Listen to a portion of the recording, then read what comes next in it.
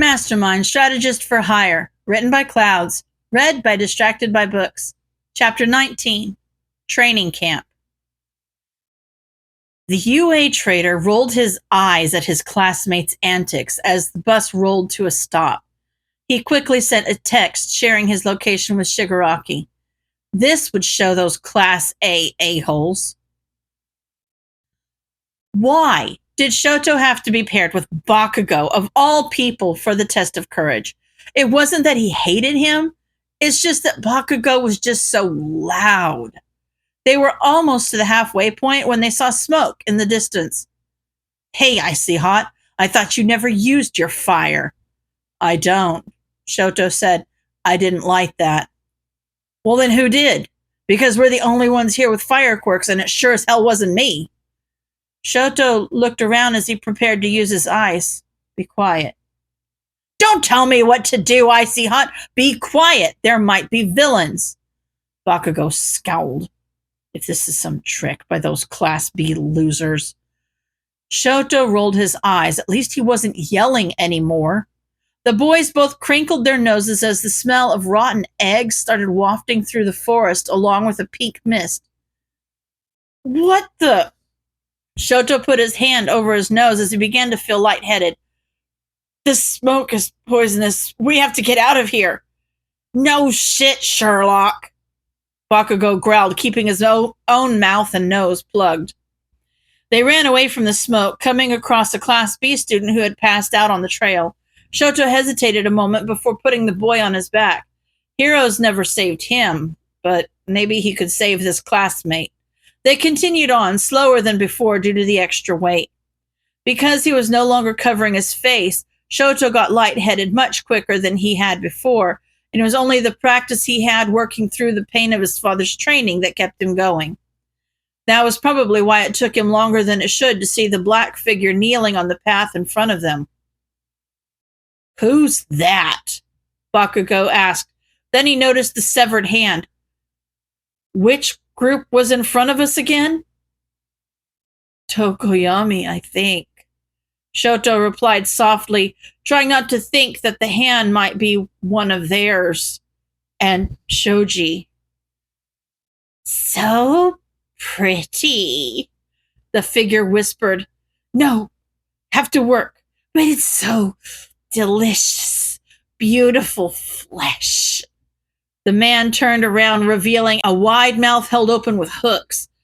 Despite the fact that the man's eyes were covered, Shoto could feel he was looking straight at them. "I have a job to do." Aizawa watched in horror as his capture weapon went through the villain. As the flame villain melted into goo, he smirked.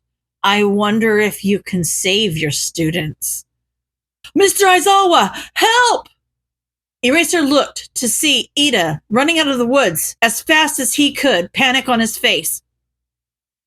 "Show me your blood!" A giant villain barreled after him, muscle fibers bulging. Aizawa's eyes widened as he recognized Muscular, and he activated his quirk. "What the? What did you do?" Muscular screamed as he deflated, but Aizawa quickly wrapped him in his capture weapon and kneed the villain in the face, knocking him out before blinking. He took in the sight of Muscular's blood-coated fists before turning back to Ida. "Are you all right?" Ida nodded. "The rest of our classmates should be along shortly. I told them to hide because I was the only one able to outrun the villain." Aizawa nodded. "Good work. Head inside. Vlad King is already waiting for you with the other students. I'll be back." He didn't look to see if Ida obeyed as he ran into the woods. If he had heard the flame villain correctly, his students were the targets. He had to save them, or at least get to Mandalay and give them permission to fight back. His heart gripped in panic. It was like the USJ all over again, only this time the villains wouldn't let the students live because they'd already got what they wanted. The students were what they wanted, which was infinitely worse. The only students he passed as he ran were Ojiro, Mineta, and Koda, who promised to go straight to camp. It wasn't long before he reached the clearing where the test of courage was supposed to begin. A lizard-looking villain with a sword made out of other swords was bearing down on Mandalay, and Aizawa managed to pull her out of the way with his capture weapon just in time to prevent her from being cut into ribbons. Mandalay, are you all right? Eraser, have you seen Kota? Aizawa felt his stomach sink. No, I haven't. But I need you to send a message to all the students. Tell them to use their quirks and training, that I'm authorizing them to engage in combat with the villains. Mandalay looked shocked. Are you sure?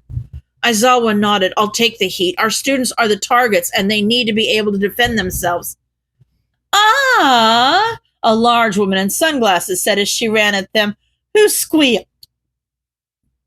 Wait! The lizard villain cried. That's Eraserhead. He's an underground hero, and if Stain were still alive, he would likely judge him a true hero. Aizawa wasn't quite sure how he felt about that, but the important part was that the villains were too busy arguing to attack. So what? So we must be sure we're abiding by Stain's principle. The lizard villain was cut off by a kick to the head from Mandalay at the same time the other villain was knocked out by Tiger. Thank you for the help, Eraserhead, Tiger said as Mandalay sent the message to the students. Things were getting kind of rough there. Where are Pixie Bob and Ragdoll? Tiger looked behind him and Aizawa paled as he saw Pixie Bob lying on the ground. Ragdoll hasn't checked in. Aizawa took a deep breath. He couldn't worry about that right now. Get her back to camp. I need to go look for the rest of the students. Tiger nodded as Aizawa ran further into the woods. Shoto put up another ice wall to stop the blades. Careful to avoid the Class B boy, he laid on the ground. Don't just rush into this fight, Bakugo. Whatever, Icy Hot. We've been given permission to fight, so that's what I'm gonna do. Shoto swore as Moonfish dodged his ice wall again and took off into the trees. This guy's quirk is too good at navigating this terrain. This freak looks like a scrawny little sidekick to me. He shifted into a battle stance. Come at me, you bastard! You can't use your explosions, Bakugo. You could start a forest fire and kill our classmates.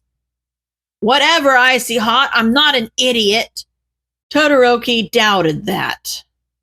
Right now, Bakugo was acting just like Endeavor. Take down the villain. Show his own strength. Don't care who gets hurt in the process. He looked behind him where the wall of poison gas was now clearly visible. Between Moonfish and the gas, they didn't have anywhere to run. Bakugo ran at Moonfish with an explosion, breaking some of the blade teeth and causing the villain to cry out in pain. Bakugo smirked. Watch out! Shoto cried as Moonfish's blade teeth flashed. But Bakugo couldn't move out of the way in time. He grit his teeth in pain as he was stabbed through the shoulder. You frickin' extra! He yelled. I'll kill you! Shoto knew he should send an ice wall to protect his classmate, but he could already feel hypothermia setting in. That, combined with the gas, was making it almost impossible to think straight. Flesh. Blood. Sweet. Moonfish stabbed Bakugo again, but this time he got close enough for the student to grab his face. Die! Bakugo screamed and let off a full-force explosion in Moonfish's face. Shoto idly wondered if it was bigger than the one he used during his fight with Uraraka at the sports festival. When the smoke cleared, several trees were smoking and the villain was heavily singed and unconscious. Weak-ass villain. Bakugo spat a dollop of blood on the ground before looking at Shoto, who just barely had time to wonder about the look of alarm on his face when he felt himself collapse like a telescope. By the time the nauseating sensation had ended, he was surrounded by blue glass walls, and neither Bakugo nor the forest were anywhere to be seen. Uraraka and Sue shifted into battle stances as they stared down the villain in front of them. What kind of person slashes someone out of nowhere? Sue asked. Who do you think you are? The girl pointed at them with a bloody knife. I'm Toga. You two are super cute, Uraraka and Asui. She must know who we are from the sports festival, Uraraka said. But we don't know anything about her, so we're at a disadvantage. Sue replied. There's not enough blood, Toga pouted. Normally, I'd suck it straight out of the cut to get it flowing, but there's no time. Don't worry, girls. My fun new toy will start pumping as soon as I stick it in you. I'll get my fill in no time. She looked at them from beneath her lashes. Who's first? Sue threw Uraraka in the air with her tongue the moment Toga started running. You have to get back to camp. We have permission to defend ourselves, not counterattack. Ah! Sue cried out as Toga slashed her tongue. Sue! Uraraka yelled. Toga stopped for a moment. Sue! That's so cute! I think I'll call you that too. Sue backed away in fear. Only my friends call me that. Toga laughed as she pinned Sue against a tree with a needle. I guess that means we're friends then. You're so cute when you bleed. Get away from her! Uraraka yelled. Toga turned and came at her with the knife, but Uraraka used her gunhead martial arts and pinned her to the ground. That was amazing, Ochako. Ochako, you're cute too.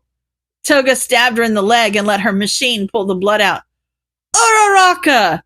Aizawa called out her name as he ran into the clearing and activated his quirk. Aizawa-sensei! Sue called in relief. You have to help her. Toga jumped away from Uraraka and ran off into the forest. I don't feel like being killed tonight. She giggled. Doodles! Uraraka. Aizawa knelt beside her on the ground. You're hurt? She shook her head. It's not bad. Good. He nodded, then stood. Make your way back to camp. I've cleared the forest between here and there, so you should be fine if you hurry. Uraraka nodded, and the girls were about to leave when they heard rustling in the trees.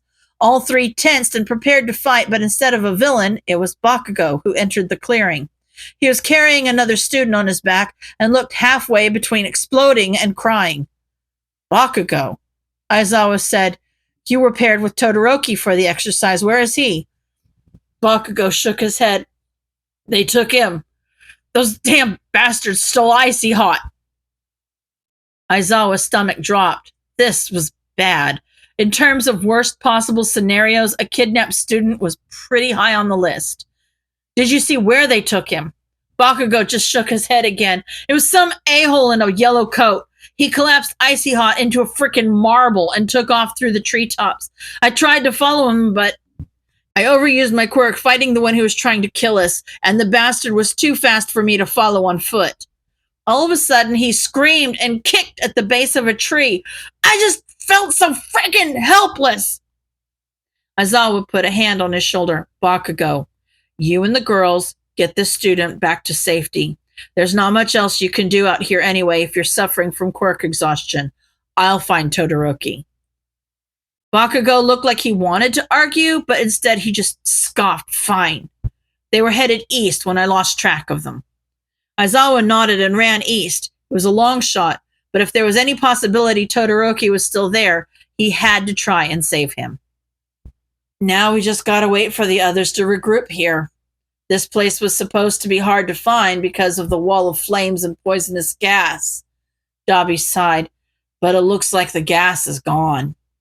Aizawa hid in the trees, following the flame villain from earlier and a guy named Twice who kept arguing with himself. At one point, he'd seen Aoyama cowering behind some bushes, but Aizawa had just put a finger to his lips and gestured for him to leave. Aizawa wanted nothing more than to take both villains down right now, but he held himself back. Bakugo had said the one who stole Todoroki had a yellow coat, and the forest was large enough that Aizawa would never be able to find him on his own. His only hope was to follow Dabi and Twice to the meetup point and retake Todoroki from the villain who had him. Dabi and Twice stopped walking as Toga emerged from the trees. Hey, crazy. Did you get the blood? How many different kinds? Dabi asked. One person. Just one. Twice whined. Good job. Weren't you supposed to get 3? That's just the way it went down. I thought those brats were going to kill me, and then a pro showed up. Whatever, it's fine, Twice said. Shouldn't you be full of shame? Both of you shut up, Dobby ordered. You're too loud. Welcome, Mr. Compress. You get the kid? Aizawa moved the moment a yellow-coated figure jumped down from the trees, tripping him with the capture weapon and activating his quirk. A ripping sound filled the clearing, and suddenly Mr. Compress's coat was in tatters, and Todoroki was kneeling on the ground looking disoriented. Todoroki! Aizawa ran toward him and saw his eyes widen before a massive wall of blue flame blocked his field of vision. It's been 5 minutes since the signal, a voice declared. Let's go. Aizawa activated his quirk and tried to see anyone, but the flames were too bright, and Dobby made sure to stay hidden behind them so Aizawa couldn't see him. When the flames finally disappeared, Aizawa readied his capture weapon for the fight and looked around for the villains. But all he saw was empty forest. End of chapter.